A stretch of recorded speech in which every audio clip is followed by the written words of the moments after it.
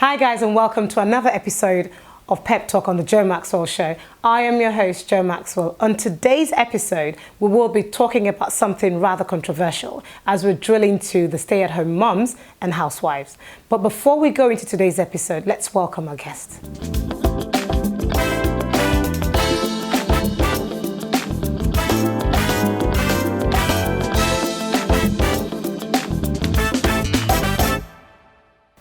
Hi guys, thank you so much for joining. Thank you, Naina. Hi, Medina. I love the name Medina. Thank you. It's so different. What does Medina mean? It's Arabic and it's a peaceful city in Mecca. Oh, it's lovely. So I'm peaceful. Yeah, I can see from your aura. Yeah. Thank you so much, guys, for joining. So today we're about to talk about the stay-at-home moms and the housewife. But before we go into that, I've got a question for you guys, and hopefully you can help me. It's all about reprimanding children. How do you reprimand a child? So I overheard a conversation recently of two of my friends having a conversation about, you know, having the in-laws over and they've got kids. And she was like, oh, I love my in-laws, but each time the kids come around, they always leave breaking half the glass in the house and all of that. And she finds it really hard to kind of tell them to stop doing certain things or playing rough. How do you reprimand a child, especially when they're not yours? I think when it comes to reprimanding, I would assume that you're doing that for the child's own good. Mm-hmm. So if you're coming from a place of love and obviously you're not doing it just because you just want to be funny, I mean, it should be okay. And speak to them, let them know this is what you've done, it's not right, you know, this is what you're costing me by doing what you're doing. And I don't appreciate it in my house. This is how I like things to be, and set the current rules. I don't think if anyone does anything within reasonable, within reason, that the parents would be upset about it. I think it's going the extra mile, going over the top, that now becomes the problem. So what if when you talk to the child still doesn't listen? And, you know, what do you do? I think the parents probably need reprimanding. I actually do, because if the child isn't listening and they come to your house and they're breaking things, that parent needs to deal with the child. So I think I'd speak to both the child and the parent. And if they continue breaking things, they just don't come back to my house. I like that. Yeah. And how would you deal with your child? Because obviously you both have children. You've got 3 children, and Medina, you've got 1. And how would you feel if your child came home and told you that they were, you know, one of my aunties told me off or something? How would that make you feel, and what would you do? First of all, I would like to find out what's happened. And would you find that out from her, from your child, or from the aunt? I would speak to my child first before I speak to and if I found out that they've actually done something wrong, obviously I have had situations where that has happened, and my children are like, oh, so and so said this to me because I've done this and whatever. I'm like, do you know what? You're lucky we're in England. If it was in Nigeria, they would probably knock you out. So do you understand what I mean? I don't condone evil, and I don't condone bad behavior. And I believe that it takes more than just me to raise my child. If anybody, I've had a situation whereby a friend of mine saw my son coming home with his friend, and they went to the corner shop. He's not allowed to do that. So my friend saw him. I'm like, oh, thank you very much for telling me. Like, in this kind of town where we are, or the country where we are, people kind of see a child going bad and they don't say anything. And that's why people, children get out of hand. So I like the fact that it's not just me who's looking out for my child. I've got a whole kind of village, a whole kind of clan, trying to bring up my child. So I would never say, oh, don't talk to my child if you see my child. I'll tell you, if you see my child doing something wrong, tell them off and I will back you up. That's how it should be. So that way, they know that people are watching them. It's not just me. They're going to try and pretend to be holy in front of me, and they go outside and do whatever. So they know that other people are watching them, and they're keeping an eye on them, so they have to behave. Honestly, I really quite like the angle that you've come in. Metin, have you got anything to add to this? I do believe that it does take a village to raise a child. And I was just thinking about my daughter and my mum. My mum was taking care of her for a period while I was working. And my mum is very firm with her, very strict, and she just doesn't do silly things around my mum. And if my mum talks, if my mum says sit down, she sits down. When it comes to us, we have to say it so many times for her to even do it. And so if she comes to me and says, oh, mummy, Nana Ange shouted at me, I'd say, were you listening? It's because you weren't listening. I'm not even going to entertain, oh, well, Nana Ann shouldn't shout. No. And so the other day we were driving to my mum's, and she was doing something in the car, and I don't know what it was. And I said, okay, when we get to Nana Ann, I'm going to tell her what you're doing, and she's going to tell you off. And then she was like, no, Mum, no. She's only 2.5. She's like, no, Mummy, don't tell Nana Ange. Okay. Bless her. So it actually, like, it touched me, but then I was like, I want what my mum has. No, but you see, it's that whole good cop, bad cop. You need that person, in their life that you would say to them, look, if this person hears you're doing this or you've done that, they would fix up. And then that's the thing, with my husband, I'm the bad cop and he's the good cop. Like, she's got him wrapped around her finger. Anything that she wants, she'll get it from him. And with me, I'm like more firm. I'm trying to have my mum's approach. And so I do think that children should be reprimanded. I think they need to be spoken to firmly. I do shout sometimes, maybe. I think women generally, when we talk, we're very loud when we talk. And if she's doing so, for example, yesterday we were in the shop and she was touching something, and I said, don't touch.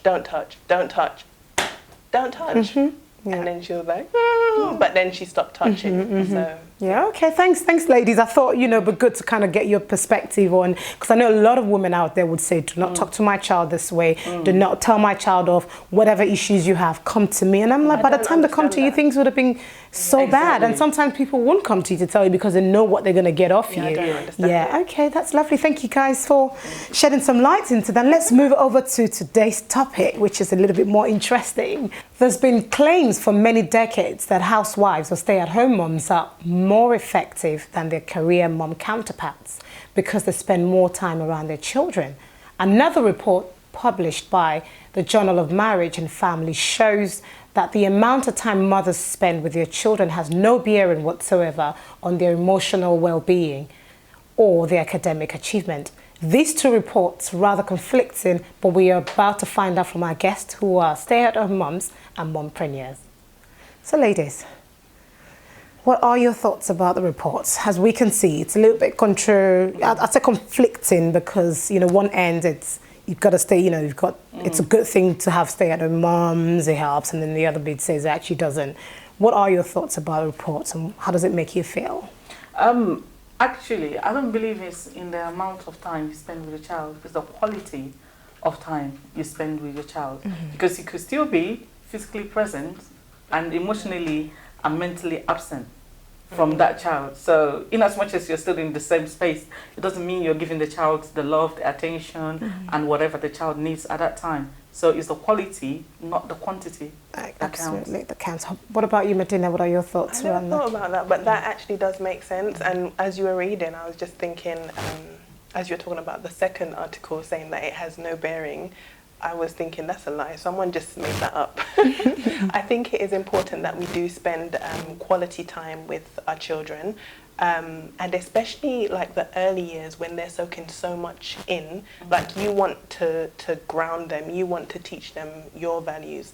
That's what I believe personally. I want to ground Eliana. I want to teach her my values. So I think there's an important, it's important, but then there's also the point where if you don't feel like you're there presently for your child or your children, then you might as well just, maybe not be there. Right, so I guess the next question reads to you guys is, we know that there's a whole lot of assumptions made by the society about stay-at-home moms. So what would you say are the typical assumptions made against, obviously, because you both are stay-at-home moms? What would you say are the usual things people would say about you the moment they hear, oh, you're a stay-at-home moms? I think it's different now because a lot of people know what I'm doing, so it's complete. Nobody asked me that question, but so when you say people know what you're doing, what do you mean by they know, like, I'm very visible online, okay. And people who know me, they know exactly what I do, in as much as obviously I work from home and I'm more at home, so I don't really get those sort of questions. But I do understand what you mean by the assumptions, because people believe, like, if you're at home, that you're just there sleeping, you're not doing anything, you're not you're just not doing anything in your life. You're just whiling away Wasting time. away. And you understand what I mean? Oh, like, oh, after cleaning, what else do you do? Kind of thing. But Yeah. I think being a housewife is the hardest thing ever to do. It's like it takes a lot of like mental strength to be at home, because to be able to motivate yourself is not easy. Just being at home by yourself, doing stuff in the house, you know, obviously if the children are No in one to school. talk to. Exactly. That's where I was coming to. When the kids are in school, you're just there by yourself. You don't have anyone to talk to. So you need to kind of structure your day in such a way that it's feeling Productive. and you're being productive. And unfortunately, in the society that we are, people expect a woman to do that anyway. So if you're doing that, it feels like, why are you complaining? Is that not your job anyway? Is that not what you're supposed to be doing anyway? So why do you have to take extra time to stay at home to do it? Do you understand what I mean? People are still going to work, coming back, they're still doing the house chore. So what are you actually doing at home? But people don't understand that it's a lot more than that. Yeah. Being able to drop your children off at school, being able to pick them up from school, being there to speak to them, speak to them about their day, cook their favorite meals, lot, yeah. making sure that everything is in place, preparation for the next day. It takes a lot to do. And it's something that the society actually needs to be recognizing more, that the work of, you know, it's not easy. Like I remember when I used to do the whole like 9 to 5, rushing there everywhere. It was easier to do that than to be in the house, because I know that at this time I'm off and I'm heading to work. When I go to work, I know like the things I need to do. I just do those things. Then I come home. The child's already been in school. The child's been back. All I need to do. Oh, are you okay? You all Yeah, right? it's a bit less, And absolutely. then you understand you have Yeah. less to do. And then you put the child to bed. You're gone to bed. It starts the cycle the next day. Do you know what? When I left my job and I decided to go the whole like stay-at-home road, I was like, you know what? I really rate people that are doing it. I'm telling Honestly, you, it's a lot of I work. took it for granted. Yeah, it's a lot of work. I didn't actually realize how much work goes into into it. Yeah. Thank you very much.